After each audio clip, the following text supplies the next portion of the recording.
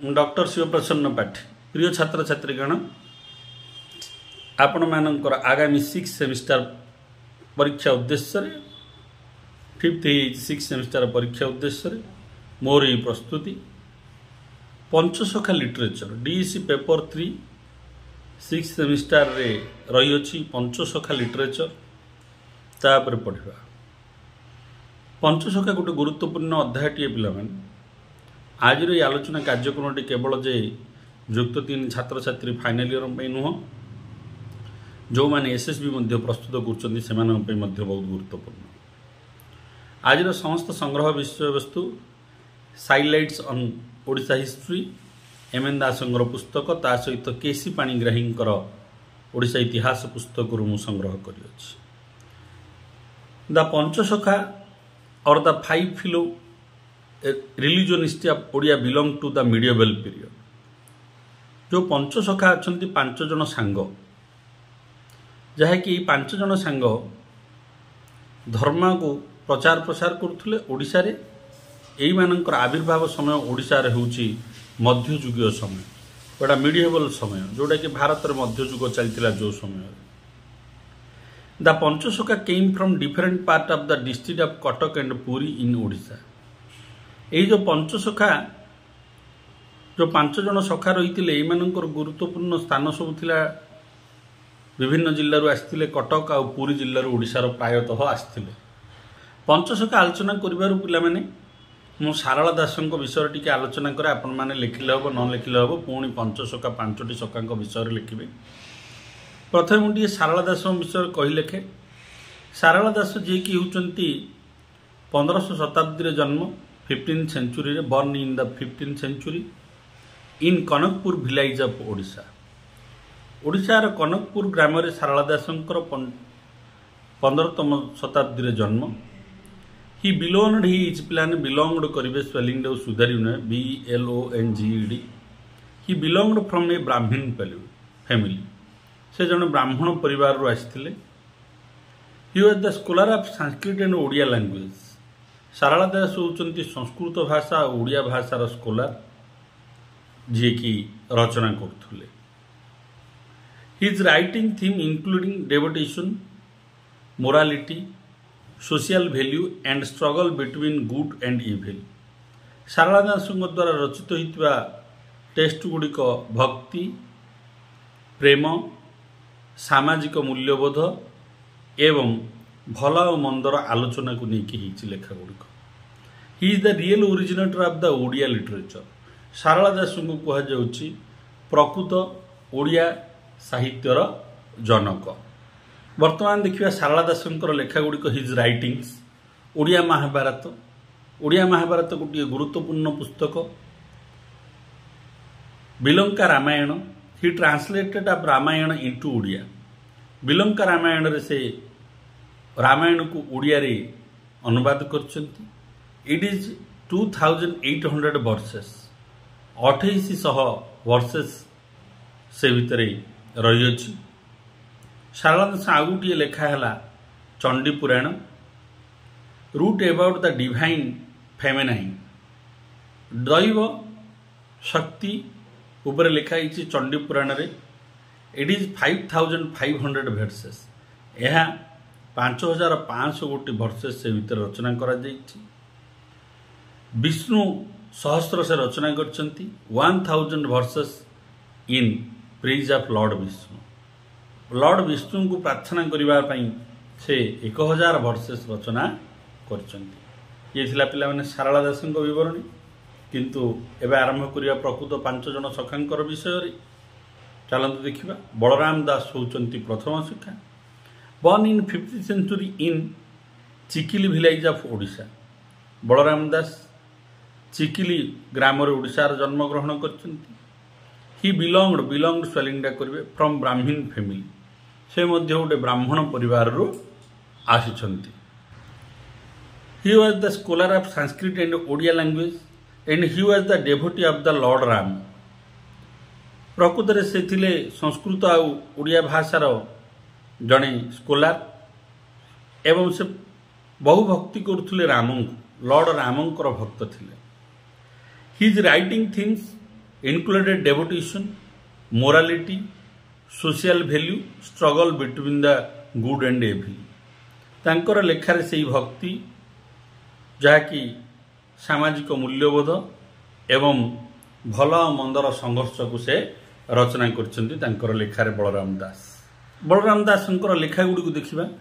ଦାଣ୍ଡି ରାମାୟଣ ସେ ରଚନା କରିଛନ୍ତି, translator of Ramayana into Odia.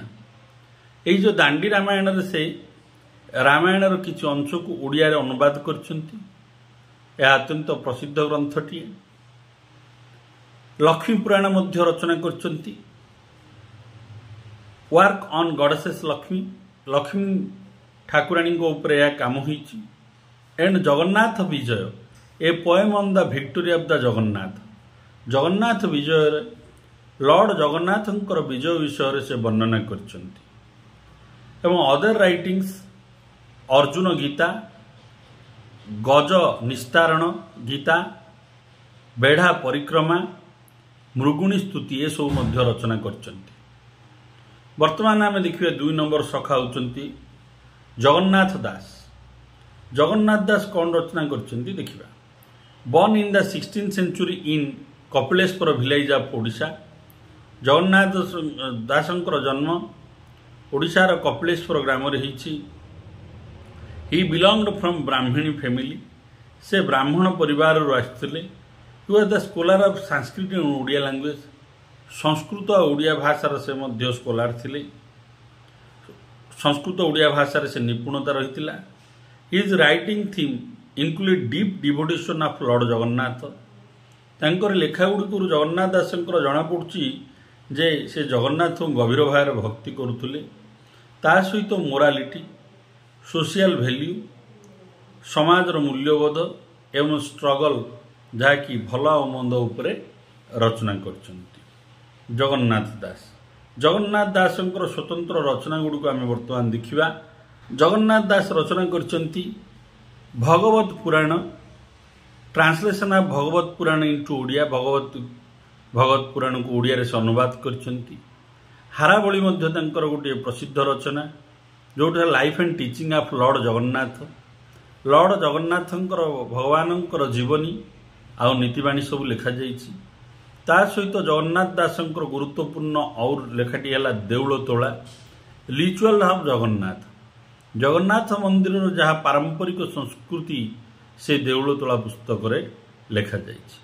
ତା ସହିତ ଅନ୍ୟାନ୍ୟ ହେଲା ଦାରୁ ବ୍ରହ୍ମ ଗୀତା, ଗଜ ସ୍ତୁତି, ଧ୍ରୁବ ସ୍ତୁତି, ତୁଳା ବୀଣା, ଇତିହାସ, ପୁରାଣ, ପାଷାଣ୍ଡ ଦଳନ, ମାନସୀ କୋଶ ଏବଂ ରାସକ୍ରୀଡ଼ା ଏହିସବୁ ମଧ୍ୟ ଲେଖାଗୁଡ଼ିକ ହେଉଛି ଜଗନ୍ନାଥ ଦାସଙ୍କର। ବର୍ତ୍ତମାନ ଆମେ ଆଲୋଚନା କରିବା ଅଚ୍ୟୁତ ଦାସ, ପଞ୍ଚସଖାର ଅନ୍ୟ ଜଣେ ସଖା ଅଚ୍ୟୁତାନନ୍ଦ ଦାସଙ୍କର ବିଷୟରେ।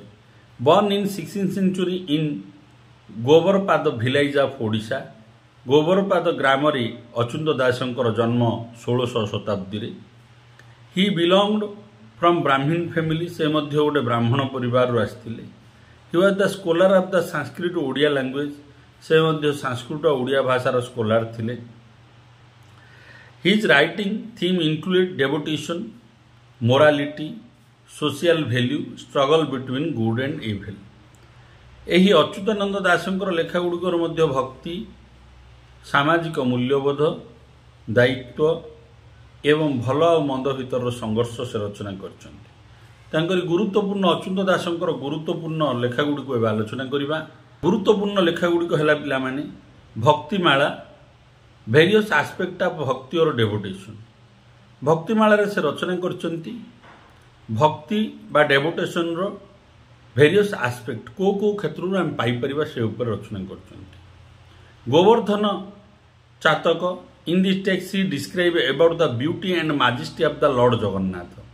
ଗୋବର୍ଦ୍ଧନ ଚାତକରେ ସେ ରଚନା କରିଛନ୍ତି ଲର୍ଡ ଜଗନ୍ନାଥଙ୍କର ସୁନ୍ଦରତା ଏବଂ ପ୍ରଭୁତ୍ୱ ବିଷୟରେ, ତାଙ୍କର ଗୁରୁତ୍ୱ ବିଷୟରେ। ତାପରେ ସେ ରଚନା କରିଛନ୍ତି ହରିବଂଶ ଯେଉଁ ରଚନା କରିଛନ୍ତି life and teaching of Lord Krishna. भगवान कृष्णंकर जीवनी एवं नीति गुड़ी को से रचना करचंती हरिवंश तापर से रचना करचंती Shunya Samhita. Shunya Samhita he describe about the theory of Shunya जो कि आम कहते शून्य माने देखा जाऊन जहाँ ताहाको शून्य कहा जाए एंड एम्प्टीनेस इन स्पिरिचुअल धर्म रे शून्यर गुरुत्व को से आलोचना करचंती। अच्युतानंद दासंकर यह सब थिला गुरुत्वपूर्ण रचना गुड़िक। वर्तमान पंचसखा जुगर अन्यतम सखा होचंती अनंत दासंग उपरे आलोचना करबा। He was born in 16th century in Nulia village of Odisha. Nulia ग्राम रे जन्म ग्रहण करचंती Ananta Das. He belonged from Brahmin family से मध्य गोटे ब्राह्मण परिवार आछंती। He was the scholar of Sanskrit and Odia language से होचंती संस्कृत और ओडिया भाषार scholar. His writing theme include devotion morality social value and struggle between good and evil.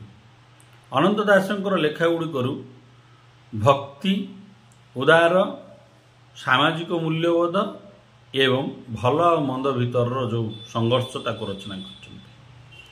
His important writings भक्ति काव्य कलेक्शन ऑफ भक्ति पोएम किपरि आमे डेवोटेशन करवा भक्ति करवा गुड़िए पोएम से रचना करचंती भक्ति काव्य रे। Artha Koili beauty of majesty of lord Jagannath Artha Koili पुस्तक से लॉर्ड जगन्नाथंकर सुंदरता और सार्वभौमत्व उपर वर्णना करचंती। चौतीसा जहाँकि 34 पोएम्स फॉर डेवोटेशन 34 गोटी कविता से रचना करचंती गीत जहाँकि भक्ति उद्देश्य रे। तापर देखिया से गोपाल उत्सव रचना करचंती। दिस इज पोएम विथ नारे the festive celebration of Lord Krishna's birthday.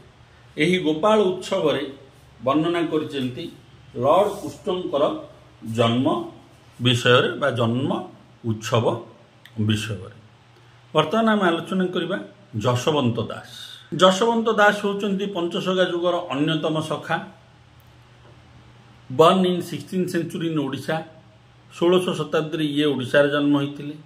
He belonged from the Brahmin family से ब्राह्मण परिवार आसिथिले। He was scholar of Sanskrit and Odia language से संस्कृत और ओडिया भाषार जड़े स्कॉलर थिले। हिज राइटिंग थीम इंक्लूड तांको लेखा गुड़िक डेवोटेशन माने भक्ति मोरालिटी मूल्यबोध सोशल वैल्यू सामाजिक मूल्यबोध struggle between good and evil उपर से रचना करते। His important writes Bhaktimala collection of bhakti poems प्रेम भक्ति एवं गोपाल उत्सव ये भी रचना करते। आज ये समस्त आलोचना आपण मैंने आगामी 6th सेमेस्टर परीक्षार डीएससी पेपर सहायक हो। मु आशा करुच्ची मोर ये आलोचना आपण मानकर परीक्षार उत्तीर्ण होबार सहायक हो। वीडियो को लाइक करूँ चैनल को सब्सक्राइब करूँ एवं समस्त छात्र छात्री गहन शेयर करूँ। वंदे मातरम।